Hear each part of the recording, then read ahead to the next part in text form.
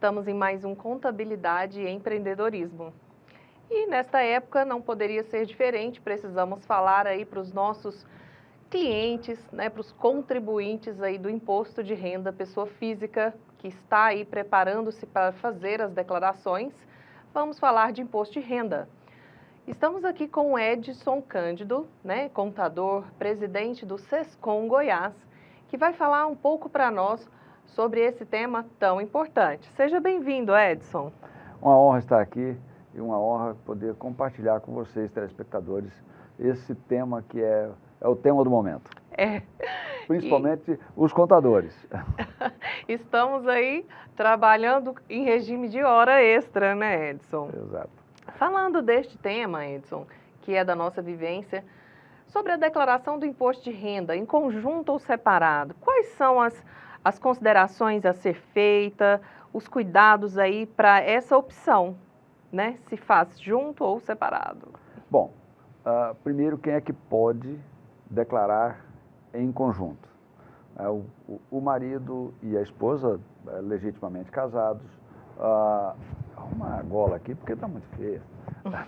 O marido e a esposa legitimamente casados. Aqueles que vivem em situação de união estável há mais de 5 anos. Os filhos e os pais e os avós. Como você bem disse, essa escolha é a escolha do contribuinte. Ela não é, de forma nenhuma, imposta pela Receita Federal. E o contribuinte é que tem que avaliar se compensa fazer a declaração. Eu vou usar o exemplo aqui do marido e da esposa em separado e os filhos como dependentes. Se compensa fazer a declaração do marido, da esposa e de algum filho. Se compensa fazer tudo isso numa declaração só. Realmente são situações que devem ser avaliadas uma a uma. Bom, vantagens da declaração em conjunto. Se a esposa, se o outro cônjuge, e aí serve também para casal homoafetivo, não tem nenhuma restrição, desde que cumpra aquela regra lá, de casado ou de convivência em situação de união estável há mais de 5 anos. Vantagem.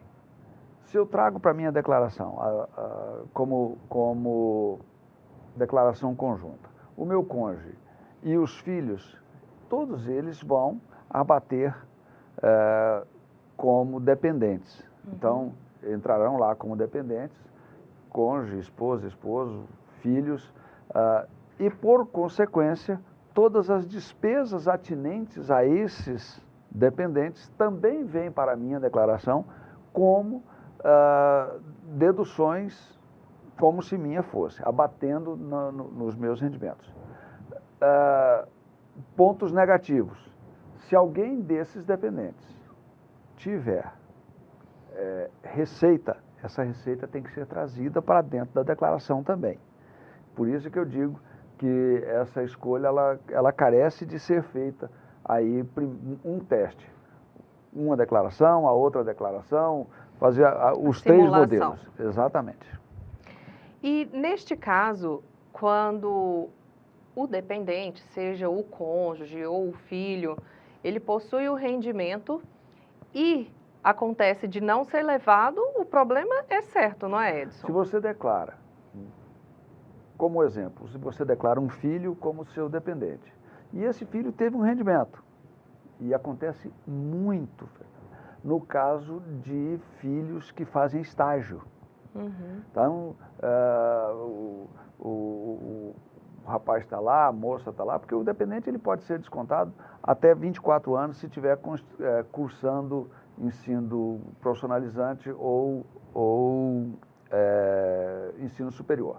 Então, o sujeito está lá, ele vai, contrata lá um estágio, recebe lá um valorzinho, 200, 300, 500 reais mês, trabalha 2, 3 meses, lá no começo do ano, janeiro, fevereiro, março, abril, maio, e aí, quando a declaração do pai vai ser feita lá daqui um ano, no nosso caso agora, mês de março, abril e maio, nem se lembra mais desse estágio.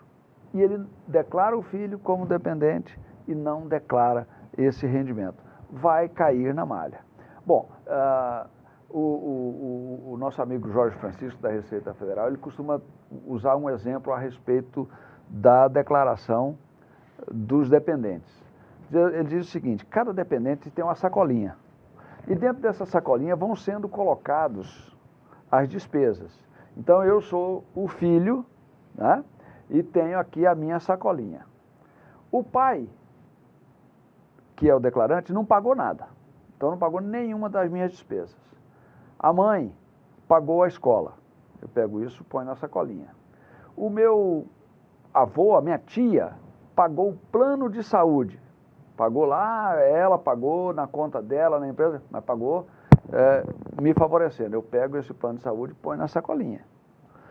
Se meu pai me declara como dependente, eu levo a sacolinha e desconta na declaração do pai, que não pagou nada, o plano de saúde, a mensalidade escolar, o médico, o dentista, o hospital que porventura esse filho tenha tido gastos, né? E isso deságua e favorece a declaração do pai. É uma situação bastante interessante, porque às vezes as pessoas falam assim: foi a mãe que pagou a escola e, portanto, a mãe que tem que declarar o filho como dependente. Não, não existe isso. Então, a declaração em conjunto, ela subentende trazer para dentro da declaração o marido, a esposa, o companheiro, etc., e os filhos. A declaração em separado, uma outra curiosidade, você pode, o pai declarar um filho, a mãe declarar outro, o pai declarar os dois filhos, a mãe não declarar nenhum, a mãe declarar os filhos todos e o pai não declarar nenhum, e não interessa quem pagou as despesas, essas despesas acompanharão o filho. Em qual declaração ele ficar como dependente que vai ser relevante a despesa, né? Exatamente. Exato. E Edson, quando a gente fala sobre essa opção, nós aí trazemos várias situações interessantes da gente comentar aqui, né? Por exemplo, os rendimentos tributáveis. Quais são eles, assim, de uma forma, né, generalista, que a gente pode bem rápido, trazer aqui para o nosso telespectador? Bem rápido. Rendimentos tributáveis são, basicamente, os rendimentos do trabalho assalariado, né, os rendimentos de trabalho autônomo, então, o contador, o advogado, a manicure, o representante comercial, enfim, esses que trabalham autonomamente, que não têm empresa. Ou a retirada pro labore, o pagamento da empresa, o pagamento de salário, e aí vai. Então, todos esses rendimentos são rendimentos tributáveis. Existem os rendimentos tributáveis que são de tributação exclusiva na fonte e que, portanto, já são retidos. Por exemplo, o 13º. O 13º salário é uma forma de rendimento tributável que é tributado uma única vez, é tributado na fonte e ele não entra na declaração de ajuste, ele não entra na compensação. Embora o salário dos 12 meses entre lá como rendimento tributável na compensação do imposto. Certo. E aí, seguindo nessa linha dos rendimentos, nós temos também os isentos, né, Edson? Bom, cita aí alguns exemplos para nós. Rendimentos isentos. Primeiro, quem tiver rendimentos isentos acima de R$40 mil durante o ano, a soma dos rendimentos isentos ou de tributação exclusiva na fonte já está obrigado. Então, rendimentos isentos. O recebimento de fundo de garantia, rendimento de caderneta de poupança, rendimento de parcela indenizatória como seguros, por exemplo, todos são isentos. A prêmio de loteria. O prêmio de loteria é retido na fonte. Ela entra lá na tributação exclusiva na fonte. Uhum. Então, embora quem ganha na loteria, e qualquer loteria, ele ganha na loteria e recebe o prêmio já líquido, mas houve o desconto e o repasse para lá. Então, no preenchimento da declaração, os rendimentos isentos são muito fáceis, porque você clica na aba de rendimentos isentos e ele te abre um rol de rendimentos onde você pode alocar ali.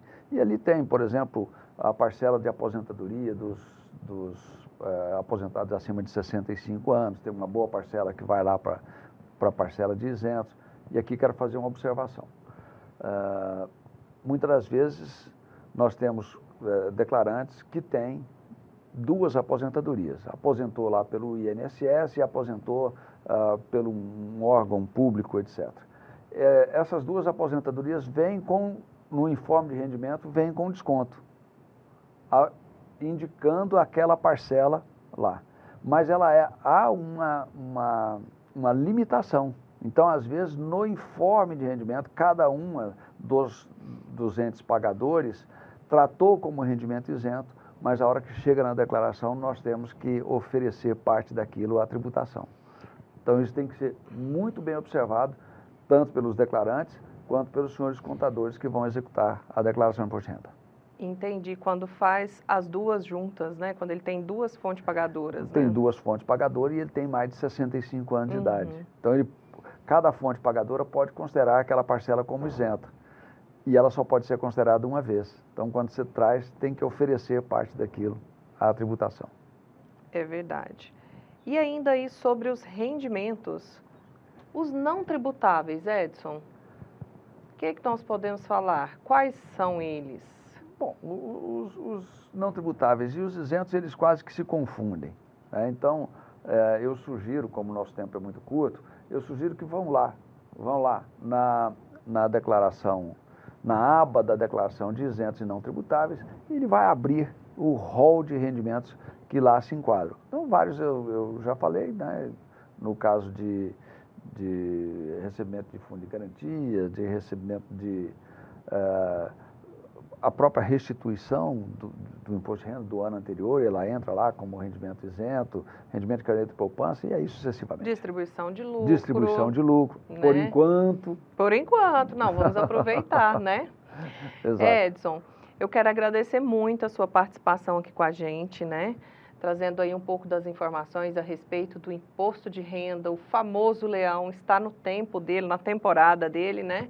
E estejamos aí todos preparados para enviar de forma correta a declaração para não ter surpresas futuras, não é isso? Com certeza. E fica aqui a todos os telespectadores uma dica.